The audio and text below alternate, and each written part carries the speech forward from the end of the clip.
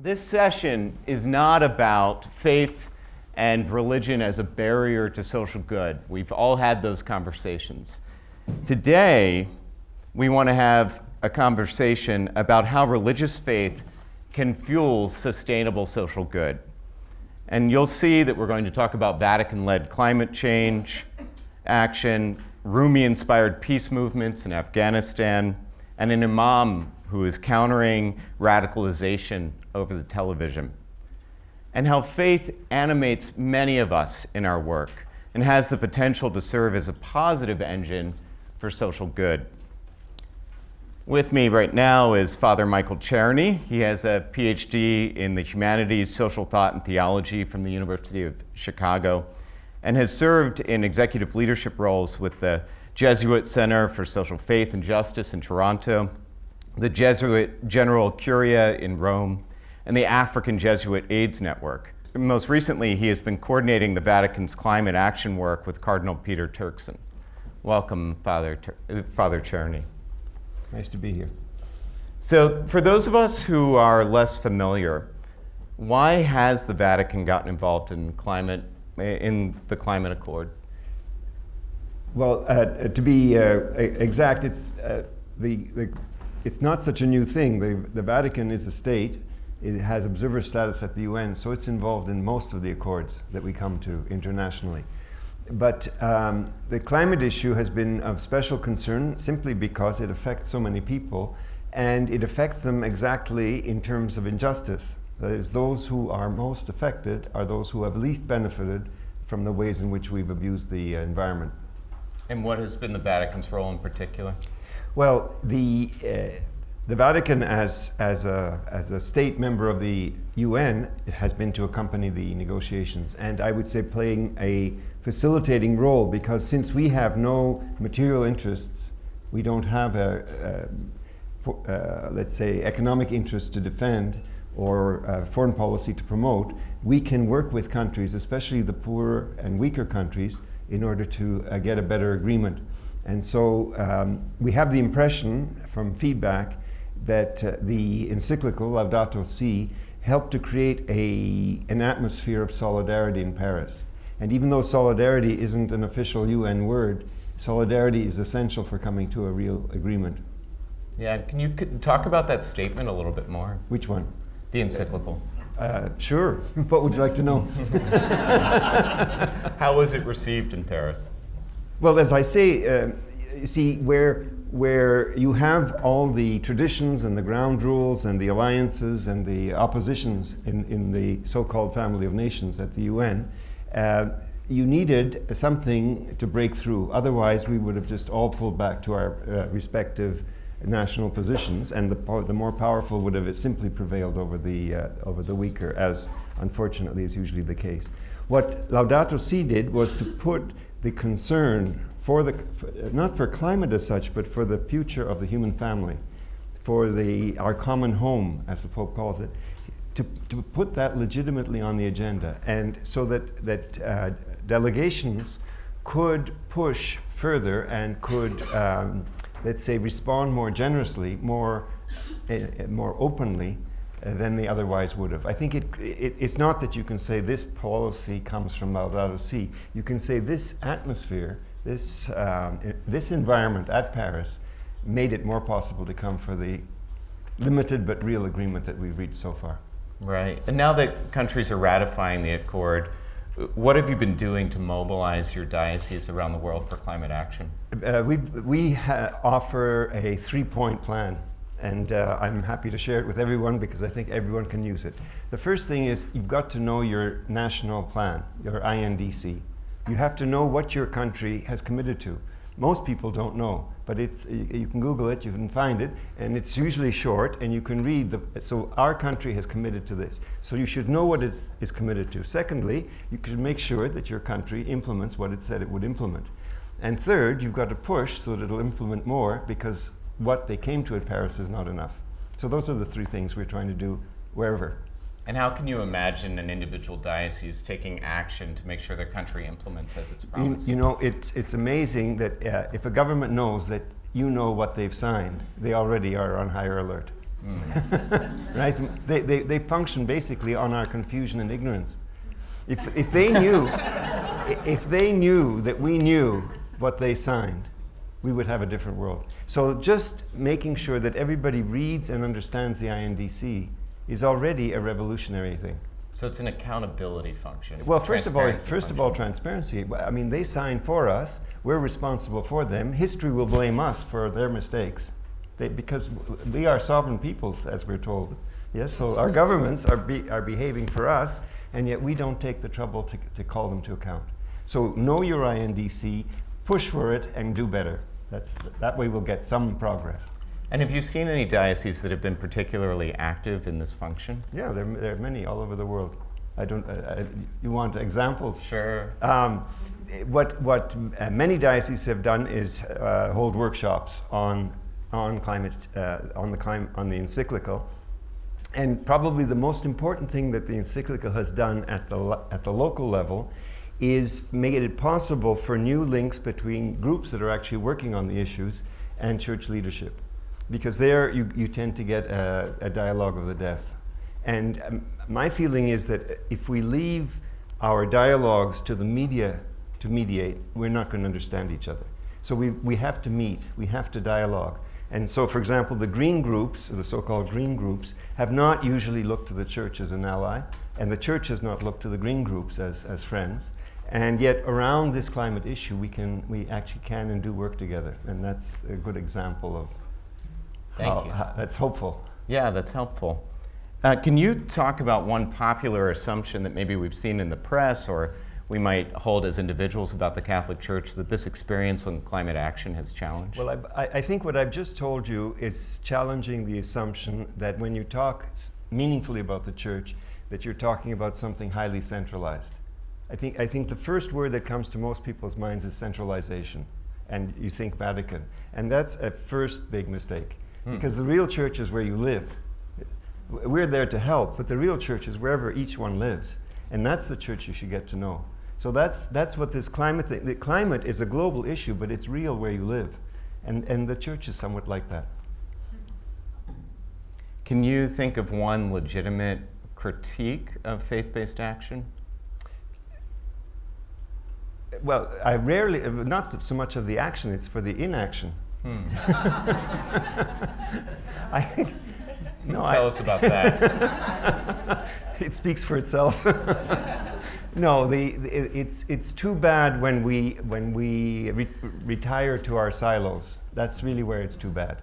And the Church is everywhere, and is, I think, for the kinds of concerns that are so alive here at this forum, the Church is a natural ally for all of them. But we assume that not interested, you know, too busy with something else, and especially don't speak the language. So I think that dialogue is, and if you read Laudato Si, there is a one-word implementation. If you read the whole encyclical and then you say, well, what are we supposed to do? There's only one word: dialogue. Dialogue is the answer. Dialogue is the way to the answer. Without dialogue, there will be no answer. But without all of us, there will also be no world. So. Yeah. Relax. I know that Bono, I think, has talked about the Church as a sleeping giant. It seems like there's an opportunity to wake that giant up. No, I don't think we need so much no, I wouldn't say waking up, because again, giant makes it look too big. It's not big. It's just the Church where you live. Yeah, it might be sleeping a little bit, but. Well, thank you, Father Czerny. It's a pleasure. It's great to have you here. Nice to be here. Next, we're going to hear from Dr. Sakena Yacoobi, who is the Executive Director of the Afghan Institute of Learning, an Afghan women-led NGO she founded in 1995. The organization was established to provide teacher training, support education for boys and girls, and to provide health services and health education. She is the recipient of the Skoll Award for Social Entrepreneurship, the Opus Prize, 5 honorary doctorates, and the 2015 Wise Prize for Education. Welcome, Sakena.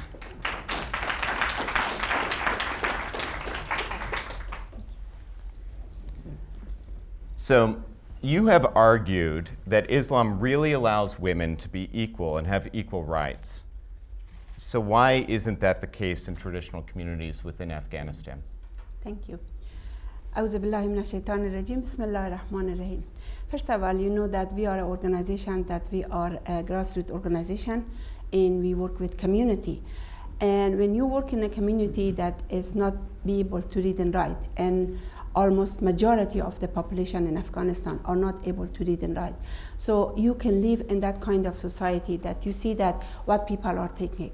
They are mixing up the tradition with the religion. And really, if you really don't understand what your religion is, then you are practicing wrong things. So when you start communicating with people and teaching them that what is the meaning of Islam, what is Islam is all about, and when they understand that, then you could see how beautifully it impacts the people. For example, when we go community after community and we give training, on those training we talk about Islam saying that all human beings are equal. Men and women are equal, gender equality. When we talk about Islam, also we talk about that there is a right for women, for children, for orphanage, for your neighbor. These are the rights that you have to really follow according to Islam. And Islam allows this right to be practiced and to be implemented. And so when people understand that, then they sure enough, they come to be aware, they are awakened up, and they are changing. And you know, I can tell you that since we start our organization working community to community, thousands and thousands of young men and young women have been changed. They transformed, and they are accepting that yes, Islam is a religion that it gives right to all these issues: human's right, women's right, children's rights, and also justice, equality. These are the things that we are taught in the workshop, and that is according to Islam, according to Quran, quotation from Quran we are using, and that is the way it is. Yeah, talk to us about how you're using religious texts in your context to support Afghan Institute of Learning's work with girls and women. Well, again, for example, as I said, that there is everywhere that girls should not go to school. They should not study. Especially women and girls should not go to school. So we will bring the quotation from Quran that it says men and women are equal in learning. They all are equal and they should learn together, side by side. And knowledge is something that Islam allows, that you continuously go after knowledge until like you reach to the sky, you know, something like that. So when you read that verses from Quran, people really get to think about it. And they really want to learn. They really want to learn deeply. As a matter of fact, today in Afghanistan, we have an issue that everyone wants their children to go to school. Everyone, if they are poor, or they are rich, or they are middle class. They really want their children to learn because they saw that what ignorance do to people, what ignorance did to our country. So that is the way we use Islam in our training. And you've told me about some times where you've had to use the Quran in very tense situations with the Taliban. Of course. For example, I will tell you the story, maybe the audience likes to hear that. When I was starting in Peshawar, Pakistan, we started in a community-based organization and from very grassroots, from basic. And we were teaching in houses. We built a school in houses. So one day I was sitting in the office, and all of a sudden I saw that my staff running. Everybody was running to hide. And I said, what's going on? And they told me that is the Taliban are coming. So we have to hide, and you should hide. And you know, as a leader, what you do, you have no choice except to be strong and hold the ground and say, okay, I am okay, and everybody else will be okay. And second, again, I'm a spiritual person. I believe that God is protecting me, and I just stand up there and said, okay, fine, what is going on? So they come, and they said, what are you doing here? And I said, nothing, please come inside. I invite them to come inside the compound. They said, no, we are not coming. I said, please come, have some tea, and we can sit and talk. And they said, no, we don't want to tea, but we want to know, what are you doing here? I said, in a very, you know, the way that Islam allows us to be very kind, very gentle, and very friendly. That is the language that is we believe. So, and I told them, well, I'm not doing anything. I'm just teaching Quran that the meaning of Quran, how you raise your children, how you raise your family, and how you have a healthy and a normal family with a lot of moral and respect.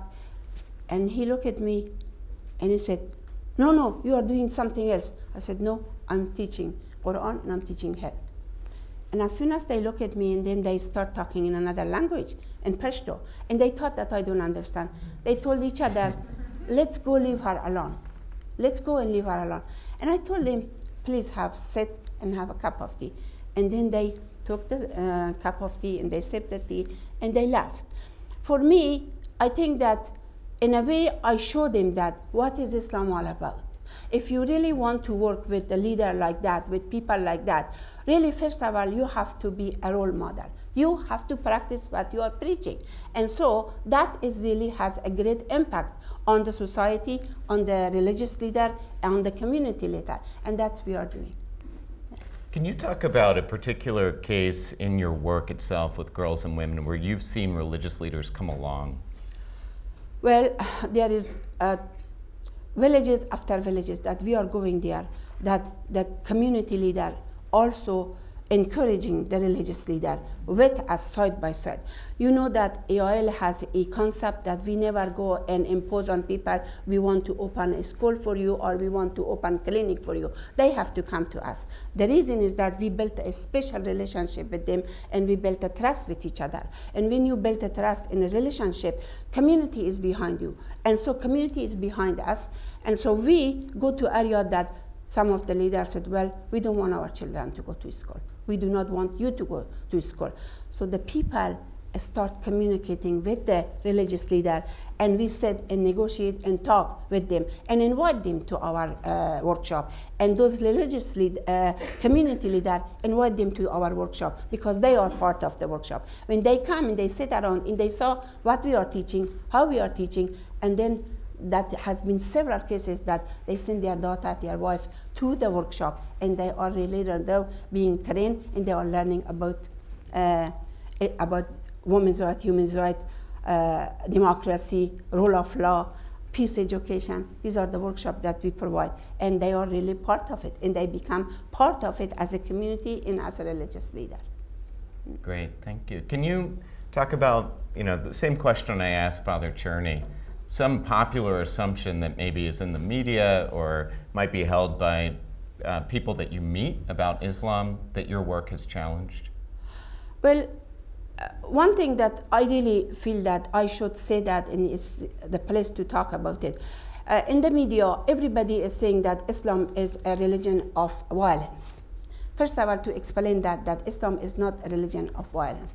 Islam means peaceful. Islam means submission. And when we say hello, like you say hello, we say assalamu alaikum, means peace upon you. And the vice versa, the answer is peace upon you too. So this is something that I really feel that why people they are fighting and what is going on. Those are ignorant people who are fighting. They are the people who do not understand the meaning of religion. So people making assumptions that religion is allowing people to fight, allowing people to kill.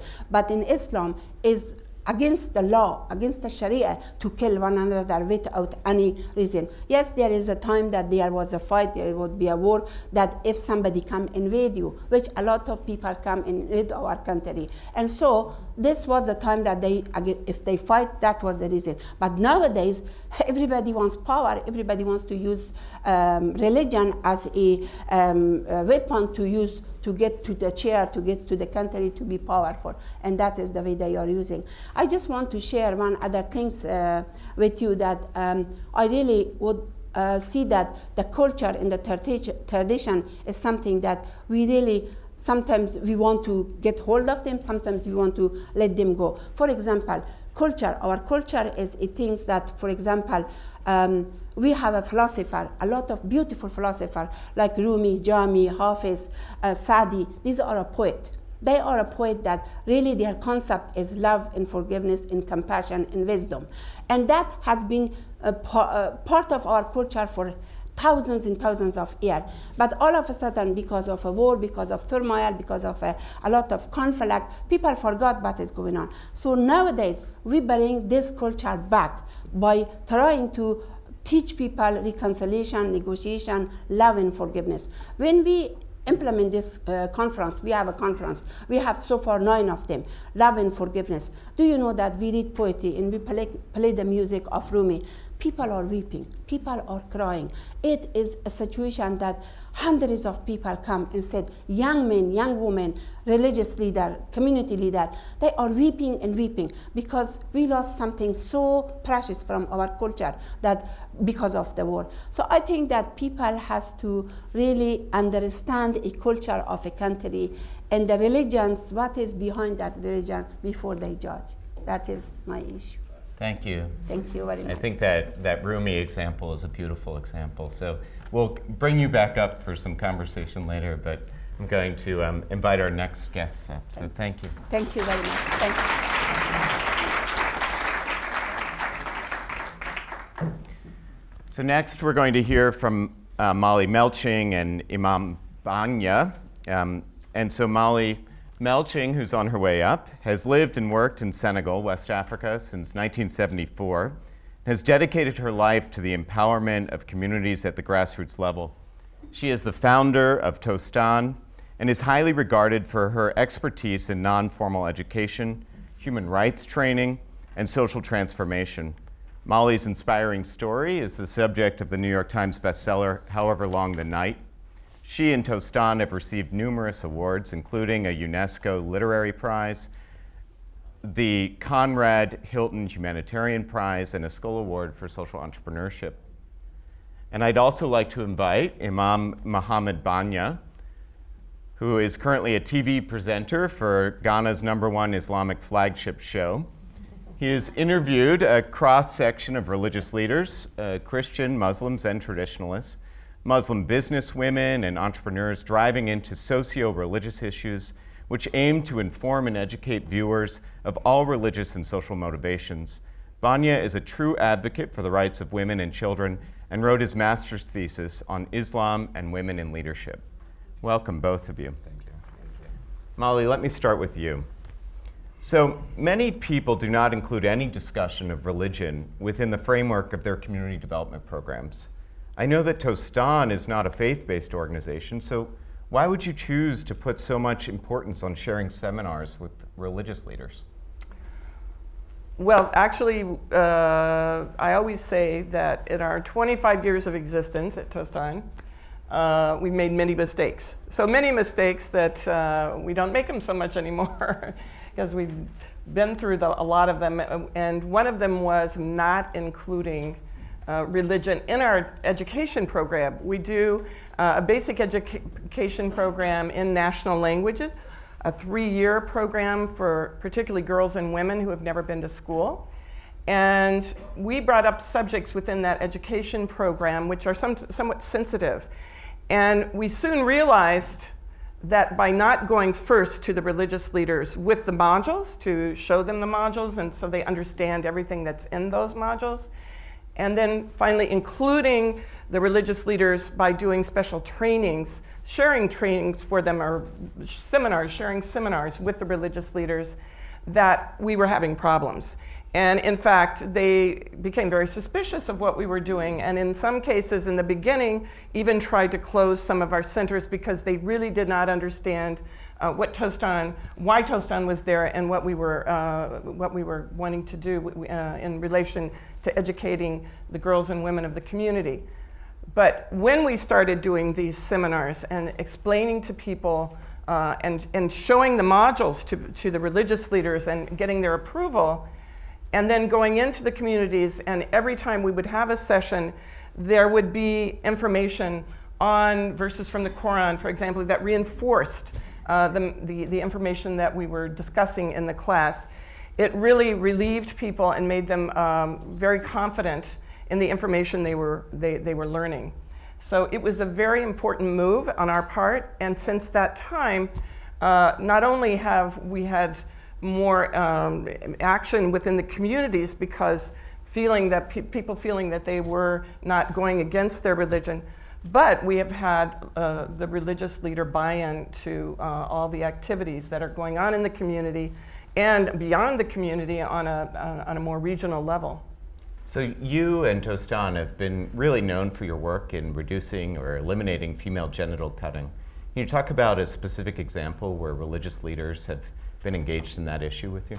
Certainly. One of the best examples is my great hero, Dimba Jawara, who is a village chief and an imam who at first did not understand why women had decided to stand up and abandon the practice of female genital cutting, which he had always thought was more of a religious obligation. He was, in fact, someone who I got along with very well, who informed me a lot on different sessions of the curriculum. But when we started talking and introducing female genital cutting within our sessions, he was very upset in a way because he thought it went against religion. I actually asked him to go to see his respected religious leader, the one that he always referred to. And not only that, but we actually sent him to Egypt, to Al-Azhar University. And he got all this information on the fact that female genital cutting is not a religious obligation. And he was the one who gave us the strategy for ending female genital cutting, because he then walked to hundreds of villages. He actually has visited 347 communities to talk to them about how this is not a religious obligation, about how female genital cutting is a cultural practice, and how they had, in his community, decided to abandon, but how he invites the rest of his social network and the rest of his ethnic group and other members of his family to abandon a practice which harms and does not bring health, as is desired by Islam. Right. So I asked the same question to Sakena, but there are a lot of assumptions about Islam, as particular in relation to women's and girls' rights. So can you talk about what in your work has challenged those assumptions or even surprised you personally?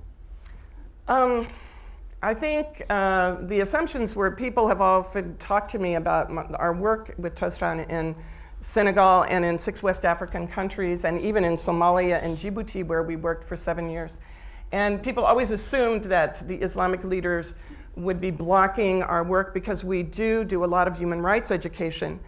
And even with our seminars that we did for Ghana and Nigeria with the Carter Center and with support from Carter Center and Imago Deo, they came and this whole notion that you can align human rights with Islam and verses from the Quran, really people were very amazed at this.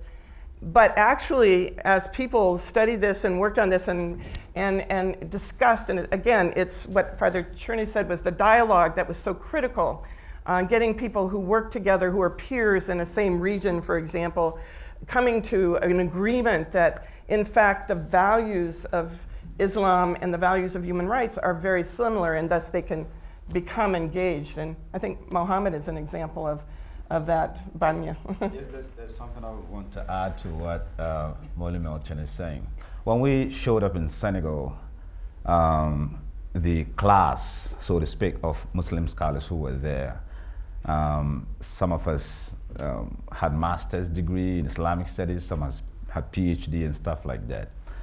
And we thought, even us, we more simply caused a paradigm shift in our thinking immediately. In less than 4 hours, we were in less than 4 hours, we were straightly birthed into something very beautiful. And we thought, this is priceless. All of us from Ghana, from Nigeria, particularly those of the Muslim scholars who came from Nigeria, everybody was overwhelmed. We're like, wow, we never thought we could simply gel what was religious texts to something that already existed, and then package it very well and take it back to our people. So when we went back home, we before we left Senegal, we're like, we have a duty, we have a job to do to make people understand that faith can simply be gelled with whatever and make it happen.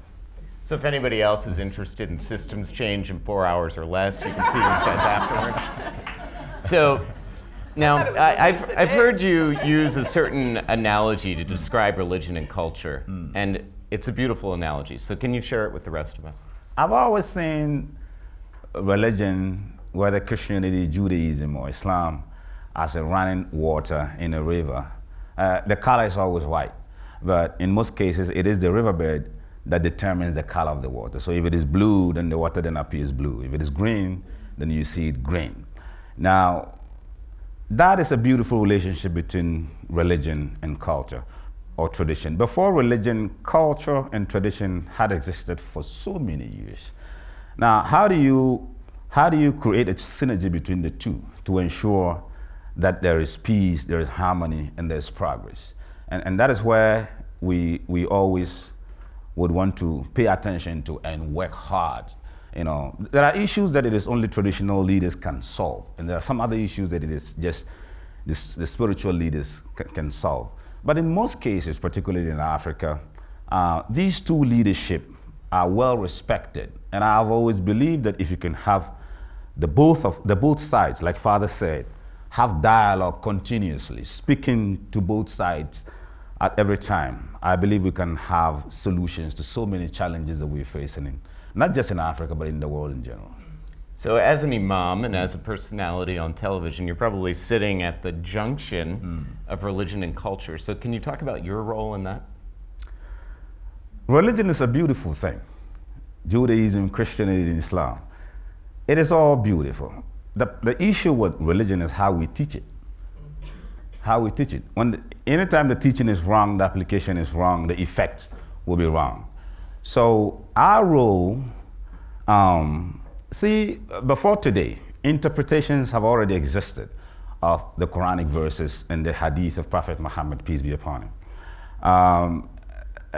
The challenge on every religious leader is to take a book that is over 1,400 years ago and try to fix it in contemporary situations today and find answers within the same text, make meaning of it today. That is the challenge. And that is the role we play as religious leaders, the role of the water that flows across every culture, every nation, every people. You need to adapt beautifully. If it is a Quran that you teach, and adapt to the people's contemporary situation.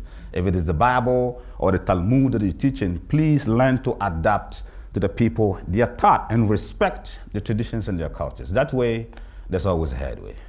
And can you talk about your actual experience of working with Tostan? With Tostan, we shared, like Molly mentioned earlier on. And when I came back to Ghana, before Tostan, I was practically involved on television in something else. But after Senegal, I thought I should pay more attention to human rights issues. So I came and I developed a concept on religion, tradition, and human rights. And I've been working on that side for a long time. There is a very beautiful experience that I had doing human rights on television. Before that is the 2014 elections in Ghana. There are catchments in Ghana we call Zungus, predominantly peopled by poor Muslims, and the population of the women are always very high in the Zungus. Before my experience with Tostan, we had women who did not want to vote during elections because they felt that they've been seriously marginalized. Nobody was paying attention to their welfare. But we did a couple of shows on television, inculcating what we've learned in Senegal on television. And we had a great response. And the turnout for women actively involved in voting in that election was great. And that was something that I thought I need to share with our people here. But I'd like to thank Molly Melching for sharing. If he did not share with us, we probably would not have understood that we can turn around our communities greatly. There are some popular campaigns right now like He for She. So I'm always interested in how a he, like you, became interested in girls and women. So talk to us about why you ended up writing your master's thesis on the issue. Again, before the 2014 elections in Ghana, one of the presidential candidates wanted to have a Muslim woman to stand as his vice presidential candidate. And up north, where I come from Ghana, Muslims are in the majority in the north. And strangely, we had some scholars up north who were seriously against the choice of a woman as a vice presidential candidate. Not just a woman, but a Muslim woman too.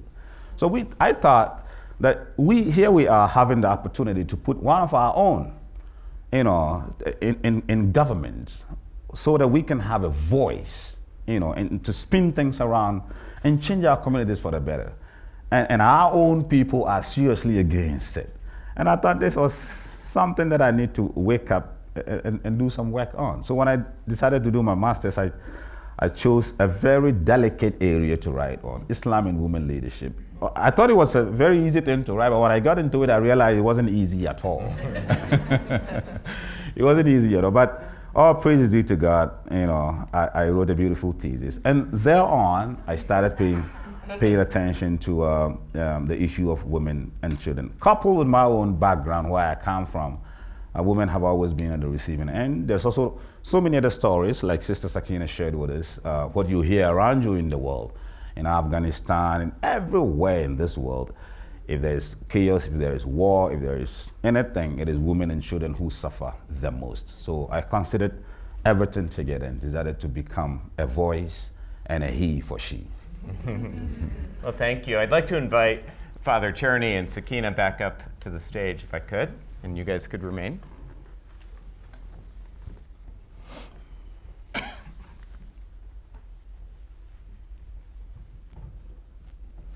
So I'm going to ask you a really tough question and ask you to give a one-word response. And it's far too complex a question for this response. Wow. So I apologize in advance. But here at Skoll, we talk a lot about systems change. And we've been talking about religious institutions and religious people.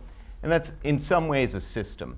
So if we're trying to use religious institutions or utilize them for systems change, what is one word that describes the effort that we will need?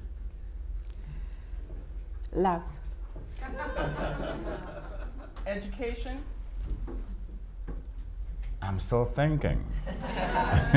Protagonism of the poor. I'll go for dialogue. Dialogue. Yes. And, the room has some of these potentials for collaboration.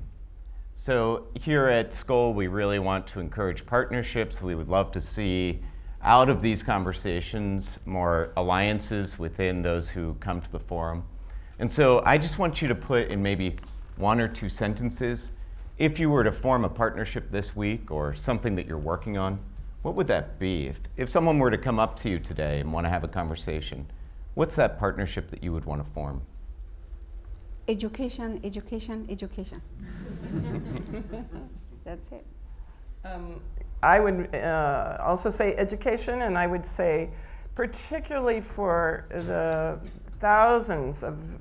hundreds of thousands of villages where we work in West Africa, where women and girls have had no education whatsoever, and where they very desperately need basic information and skills training in their own language, and have an open, free space to discuss these issues with the support of the community. I think anyone who's interested in that, I would love to talk with you. Bagnya? Ultimately, anyone who can help us to split the atom on the universal sound of our lifetime. There's a sound that brings all of us into the world, and there's a sound that exits all of us into the world. But what is the sound that binds all of us whilst we're here? That partnership I'm looking for. Anybody in this hall who can help us bring about the universal sound of our lifetime, you're greatly welcome. In 4 hours or less. And Father Czerny? I think I would look for what could we do, what could people do together to have better governance? I think governance is one of the atom splitters, actually. If we could manage our home responsibly and friendly, fraternally, we would be happier, And there's no reason for us to be squabbling. and there's only one home. Well, thank you. I want to turn it over to you who have been participating on this side to ask questions. And, you know, we are really cognizant that there are many of you here in the room who could easily sit in an interview session like this. And I just ask during the questions if you could keep it to a question as much as possible so that it can engage the whole. And just state your name and maybe the organization that you're coming from, and wait for the microphone. Yes, sir. Hi, my name is Frank Fredericks, and I'm the founder of World Faith, and our mission is to end religious-based violence. So we're doing this across Sub-Saharan Africa through South and Southeast Asia. And you know, something we've talked a good amount here tonight or today about is the role of religious leaders. And I'll be honest, when it comes to religious violence, at least in the places that we're working, religious leaders have had a net negative impact. They will not really work with us. A lot of see that, you know, getting their young people to work with other young people seems like, well, they're hardly understanding their own faith. How are they going to understand somebody else's? And there's a small number, of course, a very small number that promote, you know, the values of violence, which of course I know is not the majority. But what we find is with young people are not particularly listening to religious leaders. On the other hand, and there's this weird tension right now between millennials and the leadership. So I'm only looking at it from the millennial side and on the ground side. But I would love to know, for those of you who are engaging with religious institutions or representing religious institutions, how are the institutions changing? How are you changing? How is religion and that function changing in a way to deal with the changing reality that we're facing? And how can we bridge this gap in the next generation when it's so fundamentally changing? Thank you. Anyone want to take that question? I would just say one thing, one effort that we're making. I'm not a millennial, as you probably can tell. Is just to learn to use the technology that millennials do use for communication, and not to think that by continuing to repeat what we've always said, the way we've always said it, that they're going to finally get it. So that would be one, and I find it quite disheveling, quite difficult, quite unnatural to try to communicate like that, but I'm convinced we have to learn. So you're meaning through social media and other methods? Yeah. Okay. You're another religious leader, the question would be good. Right, yeah. I look much younger than... There are attempts to change the image of the pulpits in the mosques, so that imams can learn to fashion their sermons contemporarily. That would allow for a magnetic effect among the young ones. If there are Muslims in this audience, you'd realize that most imams say their sermons in the old-fashioned way. So they do not address political issues, they do not address economic issues, they do not address even human rights issues on the pulpits. And so we are attempting a paradigm shift in this direction in Ghana. There's a success to some extent, so that every Friday you realize that the roles are occupied by younger men, and they're back not because we want to put them there, but women are also there in the majority. But this is one step. Another thing is the media, because that's where I am. We try to use radio and television effectively. My programs, for instance, are tailored towards younger generation. So I have more Christian viewership than Muslim, actually, and I have more women viewership than men for some reason. You know, yeah. So these, I think, at least these two areas I can speak about, you know, very well. But even so, for the area that Father mentioned, because television again, the media, you need to be very savvy, very versatile when it comes to social media, the usage. So these two, maybe and a half area, I can speak about effectively. Great. Let's take another question. I see two in the back. Christopher Broughton, United States Millennium Challenge Corporation. One of the dominant narratives around the rise of fundamentalism around the world was Saudi Arabia's financing of takfiri, Wahhabi oriented education in madrasas throughout the world, ranging from Indonesia to West Africa. And so the approaches that you're taking in Afghanistan to bring back Rumi Hafiz, the traditional Sufi-oriented in West Africa, the West Africa culture of Islam for centuries. How would you scale up what you're doing? I know that it's very localized, but if you're confronted with the global financing by Saudi Arabia of a certain doctrine, how would you then be able to take what each of you are doing in your respective domains and be able to amplify that to have a regional or global impact? Thank you. So because I know Tostan has significantly scaled their work to multiple countries, I'll let Molly take a stab at that. Yes, we have tried to scale up on into other countries such as Somalia and Djibouti, as well as 6 other countries in West Africa. And the idea is to, and this is also Demba Jawara, the Imam, who told us that this was the strategy we need to take, and that is this outreach strategy. We call it organized diffusion. Once people learn about human rights and how you can redirect people who might be very frustrated and have a tendency to go into other directions that are more radical and fundamentalist, they then reach out. As I said, Demba Jawara reached out to 347 communities with his team of social mobilization agents. And we have this all over in every country where we work. It's the people themselves who've learned, who've understood, and who have really compared the values of Islam and human rights and are working towards a society of well-being and peace, and who are reaching out to the others. And they're the ones who have learned and are reaching. It's not Tostan, it's the people themselves. And this is having a big impact. And we're seeing the growing of a critical mass around these human rights issues because of these people who are this social mobilization teams. There's almost always an imam that is in one of these teams reaching out to their social networks to get people coming to consensus around the fact that they should not be listening to the fundamentalists who come in with the mosques. By the way, they build mosques all over Senegal, all over the countries where we work. And these mosques come with these very radical messages. So they really need this resilience to be able to stand up to that, have answers, and they do when they have these sharing seminars. I think Mohammed can attest to that. I think this is one of the results of these seminars that we've held, is that people feel now they have a way to talk back to these fundamentalists. And what's the reach of your work currently in terms of people?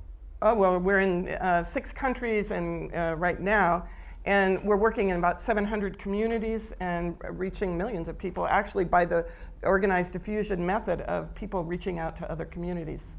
Thanks. Does anybody else want to take a stab at that question, Sakena? Yes, please.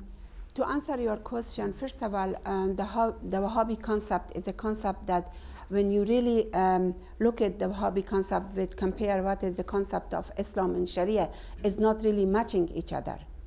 So as a result, especially when you approach the concept of Islam in a way that Islam says, the people understand, and when you educate the people about the concept of Sharia, then they by themselves, community after community, they protect you, and they are the one that really fighting it. They are the one that said, we do not want, even you are going to build us a huge mosque or a huge school, we do not want to. We want this, prefer to sit on the ground and have a tent over our head instead of having a classroom and mosque, because they understand by themselves that this concept is not a concept that Islam is teaching us. That's one issue, that we continuously work through community and build the trust with the community. We want the community to really fight those fanatic religious people that they call themselves religious people. So we don't want to really fight them. We don't want to in conflict with them, but we want the community to work for it.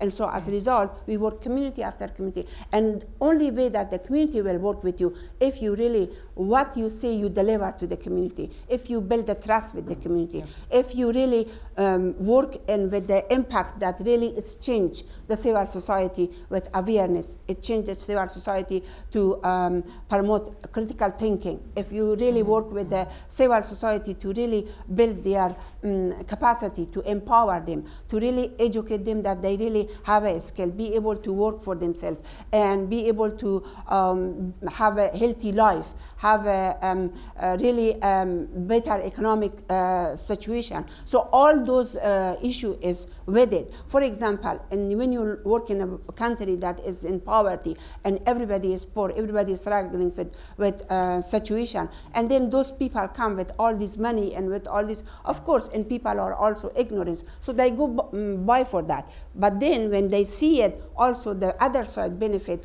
skill, sustainability, and empowerment, so they are really judging for themselves, and they are the one who back you up. And that is the way we work. It is a slow process, takes time, and but to build community after community is not going to be overnight.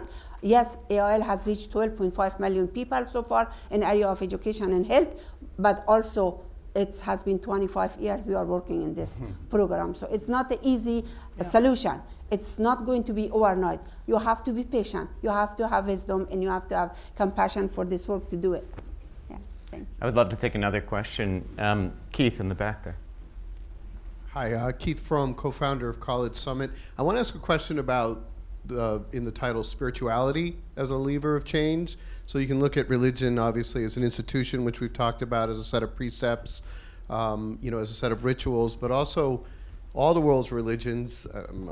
You all know this is, in a sincere and sustained experience with the infinite or God or the ineffable, changes our consciousness. We transcend our own ego and become humble and compassionate. If you could just talk about your work in that respect, about how you're changing the spiritual consciousness of people, and how that's a lever of change, and how you might scale spirituality.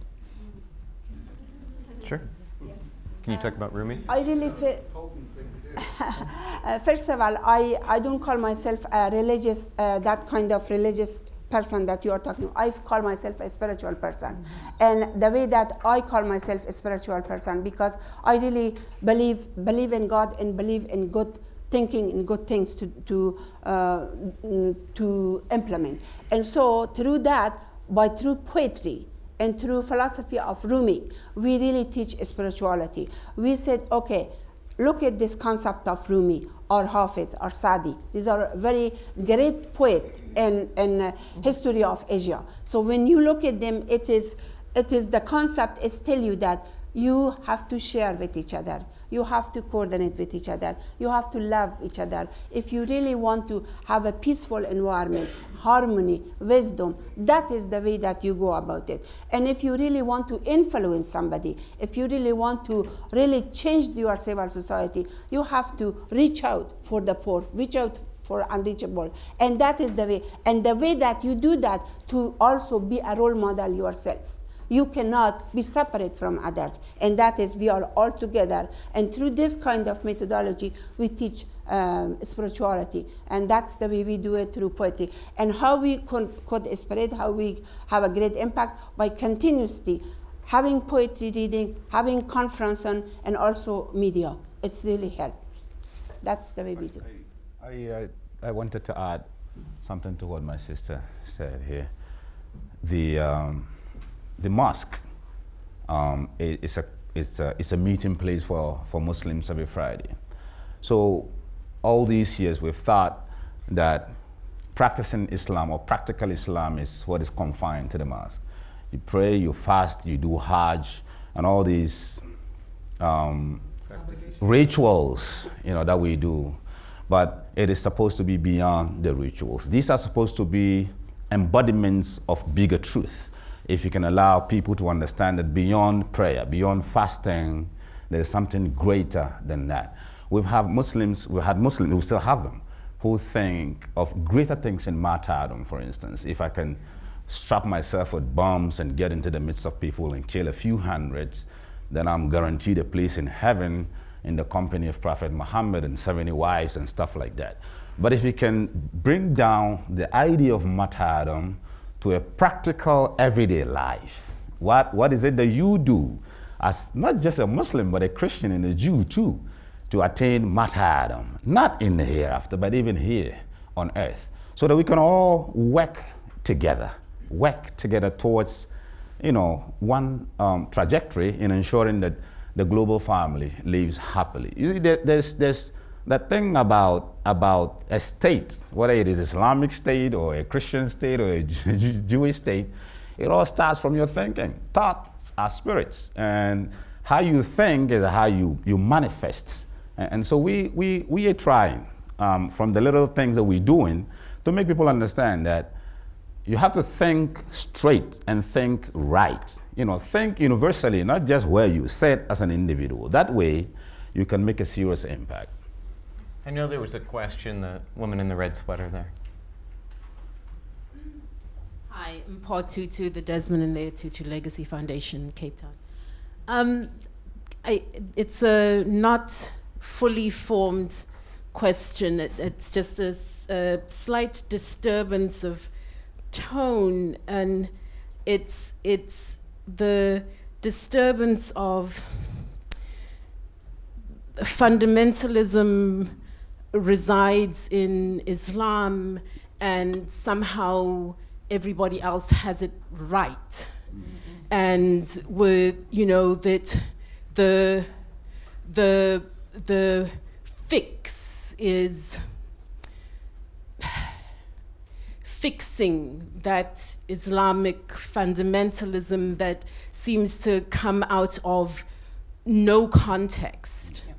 No context of anger, no context of oppression, no context of exclusion, no context of marginalization, and then what happens to the fix generally on the Christian side of things? Where are the Christians going out of our,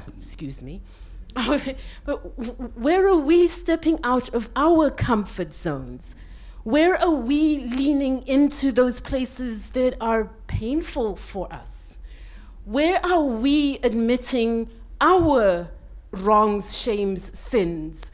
Where do we get to say that, that child who straps a bomb on his around his waist and goes into a crowd thinking that is the route to heaven, isn't doing it in a vacuum.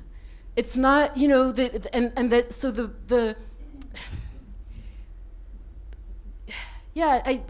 need some help. Yeah. Well, let me throw your question up here, and I don't mean to make Father Czerny speak for all of Christianity, but would you? But it is a right and good point that you're making. So thank you for standing up. Yeah. I would say that practically speaking, one of the ways in which what you're groping for is happening is where the, refugees are being welcomed. I have heard over and over again about what happens when, despite the reluctance of leaders, despite the fears, despite the media hype and all that, the refugees actually are welcomed by, in this case, Christian communities. This again, it's not even called dialogue, because to call it dialogue is to make it abstract. It's that human encounter, which is also spiritual, and which finally is also religious. In other words, also institutional. In Canada, where I grew up, we are going through a lot of self-questioning about coming to the truth and apologizing and recognizing. And I see how difficult it is, especially when you try to involve institutions, when it's beyond just each person doing their best. So I think you have a very good question, which you're posing here in the West, in the North, in the Christian area, and I think it needs to be not so much asked and debated, but it does have to be lived, and I think that makes it a very good question. And Mohammed, I know that you're doing a lot of work on your show to engage with radicalization or to push back against radicalization. Can you talk about that? Thank you very much. I felt like I felt you were bottled, the things you wanted to say, but you couldn't really say them and capture them in words. But see, there is what we all have come to accept as a golden rule: do unto others as you wish done unto you. It cuts across every religion. Making it happen is another thing. As a Muslim and a leader and a host of a television program, I've always believed in consistency in whatever you do. Never flip-flop. You just be consistent in what you're doing. And also, playing the blame game is not my kind of game, but I've always believed in looking within, first and foremost, and try to work from the inside. So that effects will ripple, and people watching me on the outside will see it.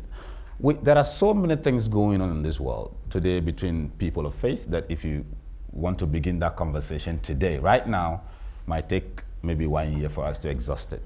But we'll go back again to the golden rule. Do unto others as you wish done unto you. It's as simple as that. Good. And I want to get to Kirk here in the front row. Thank you. I'm Kirk Hansen. I'm Executive Director of the Markkula Center for Applied Ethics at Santa Clara University, a Jesuit university. So I would like to ask Father Czerny a question really of Roman Catholics like myself. We take optimism from Pope Francis's emphasizing the local rather than the centralization, but that brings other problems of how we activate the local.